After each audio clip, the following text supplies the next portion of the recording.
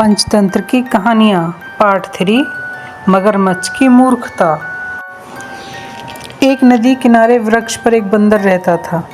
बंदर अकेला रहता था। वह वृक्ष के मीठे मीठे फलों को खाता और आनंद में जीवन बड़ी मस्ती के साथ जीता।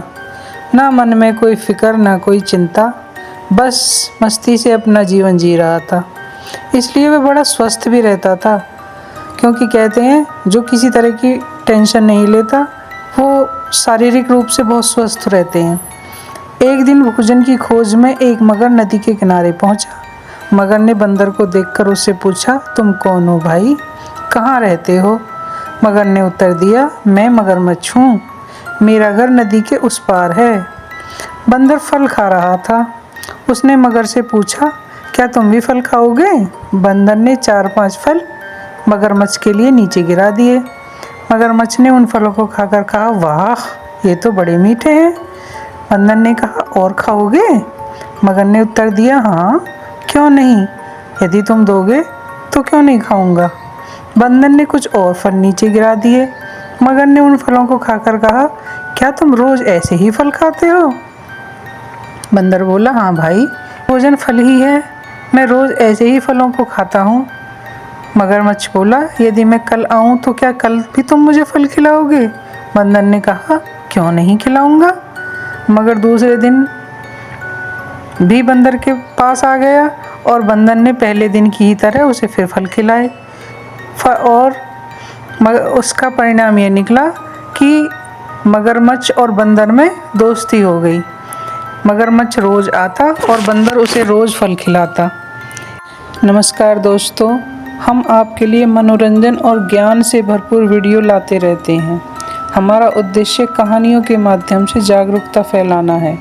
हम YouTube की वीडियो के माध्यम से चाइल्ड साइकोलॉजी, हिंदू संस्कार, सामाजिक जागरूकता, सनातनी संस्कार और प्राचीन समय की प्रेरणादायक कहानियाँ, वुमन हेल्थ अवेयरनेस जैसे टॉपिकों पर वीडियो बनाकर जागरूकता फैलाने का प्रयास कर रहे हैं।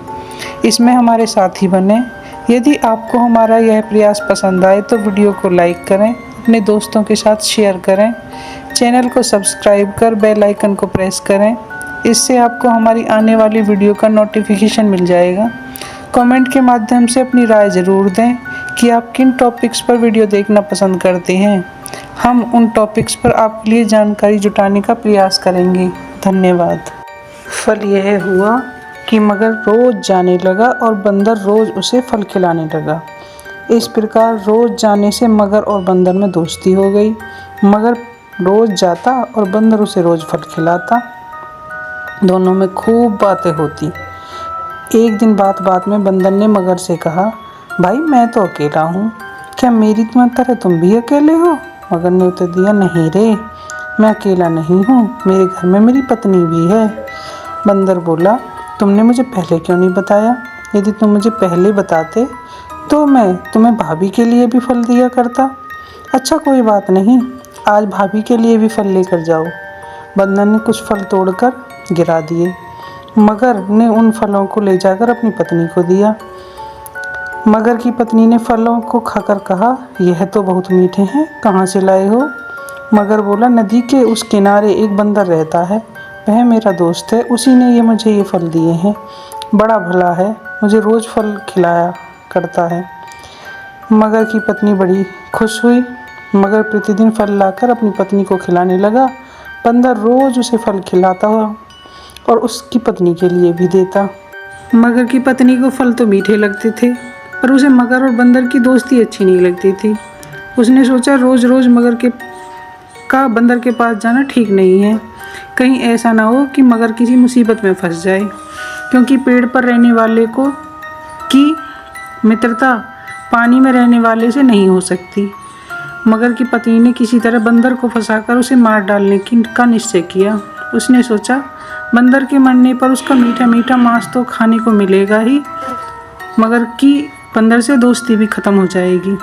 एक दिन मगर की पत्नी ने सोचकर उससे कहा, बंदर तुम्हें रोज़ रोज़ मीठे फल खिलाता है और मेरे लिए भी भेजता है, तुम भी उसे अपने घर भोजन के लिए निमंत्रण पर बुलाओ किसी दिन।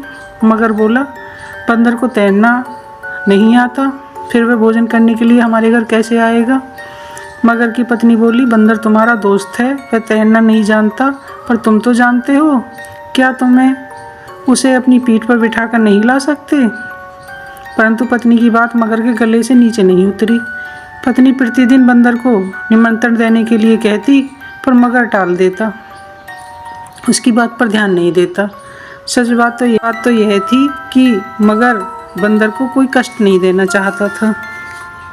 जब पत्नी की बात का प्रभाव मगरमच्छ पर नहीं पड़ा तो उसने एक टेढ़ी चाल चली। उसने सोचा, इस तरह तो काम नहीं चलेगा, बंदर को फंसाने के लिए कोई साजिश रचनी पड़ेगी। मगर की पत्नी बहाना करके लौट गई। जब मगरमच्छ ने उससे उसका हाल पूछा तो वह बोली, मुझको एक भयानक रोग ने पकड़ लिया है और वह रोग बंदर के कलेजे को छोड़कर किसी और दवा से दूर नहीं हो सकता। कहीं से भी बंदर का कलेजा ले आओ। मगर चिंता में पड़ गया। उसने चिंता भरे स्वर में कहा, यह तो बड़ा कठिन है, भला बंदर का कलेजा कहाँ मिलेगा? मगरमच्छ की पत्नी बोली, हाँ कठिन बात तो है, पर यदि तुम चाहो तो ला सकते हो। मगर बोला, मैं क्यों नहीं चाहूँगा तुम्हारी बीमारी दूर हो? जो तुम्हारी बीमारी करने के लिए मैं कुछ भी कर सकता हूँ। बताओ तो मैं बंदर का कलेजा कैसे ला सकता हूँ? मगर की पत्नी बोली, तुम्हारा मित्र बंदर है ना, तुम उसे मारकर उसका कलेजा ला सकते हो। मगर ने बड़े आश्चर्य के साथ कहा, तुम यह क्या कह रही हो? जो मित्र मुझे रोज़ मीठे फल खिलाता है, मैं उसे मारकर उसका कलेजा ले आऊँ? मगर की पत्नी ने कहा, यदि तुम मुझे मृत्यु से बचाना चाहते हो तो बंदर का कलेजा लाना ही पड़ेगा। मित्र तो बहुत मिल जाएंगे, पर यदि मैं मर गई तो मैं तुम्हें कहाँ से मिलूँगी? मगर ने अपनी पत्नी को बहुत समझाया, पर उसने उसकी एक न सुनी। वह बराबर यही कहती रही कि यदि तुम्हें मेरी ज़िंदगी प्यारी है तो किसी तरह अपने मित्र बंदर का कलेजा ले आओ। आखिर मगर करता तो क्या करता। वह मजबूर हो गया और मन को दबाकर बंदर के पास चल पड़ा। उस दिन मगर कुछ देर से बंदर के पास पहुंचा। बंदर उसे देखते ही बोल उठा, क्यों भाई, आज देर क्यों की? मैं तो कब से तुम्हारी राह देख रहा था। मगर कुछ मुंह बनाकर बोला, क्या बताऊं दोस्त, आज मेरी पत्नी ने मुझसे झगड़ा कर लिया, उसे मनाने में बहुत देर लग गई। तुम मेरे साथ मेरे घर चलो, तुम्हारे समझाने बुझाने से हो सकता है कि वह मान जाए। चलोगे ना? बंदर बोला, हाँ हाँ, क्यों नहीं चलूँगा, इसी बहाने भाभी से भी मिल लूँगा। पर कठिनाई तो यह है कि मुझे तैरना नहीं आता। मगर बोला, उसकी चिंता तुम मत करो, तुम तैरना नहीं जानते, मैं तो जानता हूँ, मेरी पीठ पर बैठ जाओ, मैं तुम्हें अपने घर ले चलूँगा।